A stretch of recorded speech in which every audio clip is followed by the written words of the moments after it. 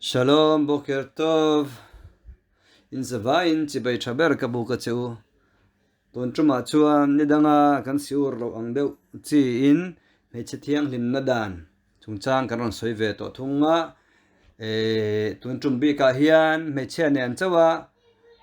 Chen dun khapna chung chang karon thur binganga, karon soyanga. Chuan adot le chuan, Hmeichhe Thina Ivanga, an Thianghlim lo hunte. Tiang chung chang te. Le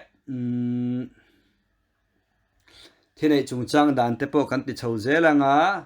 chuan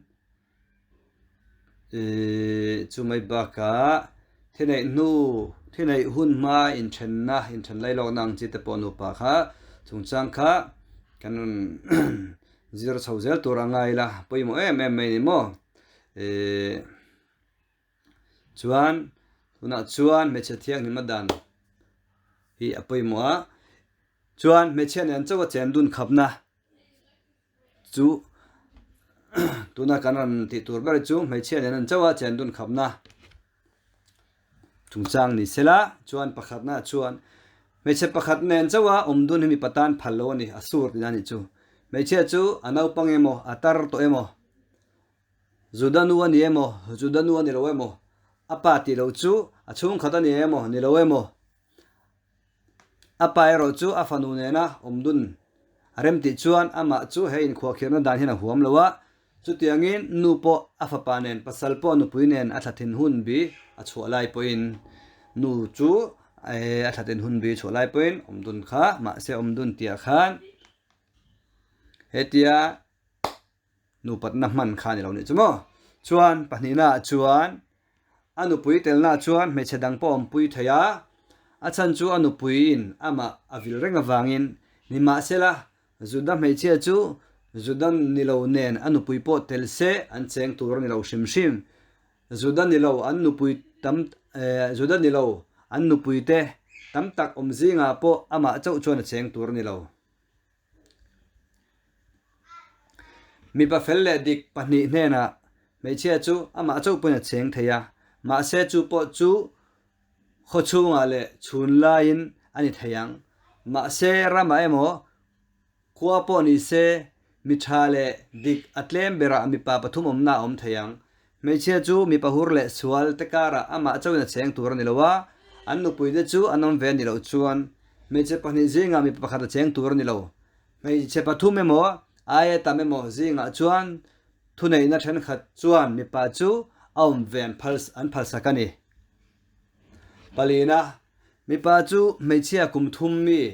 achin noilam nen anom dun phal ania Hmeichhe chu mi panau pang kum ko chin noilam nen omdun phalani pangana mi pa chuan Hmeichhe te chu apum pel fo turani mani rul ru lantirna zaizira mang turani lo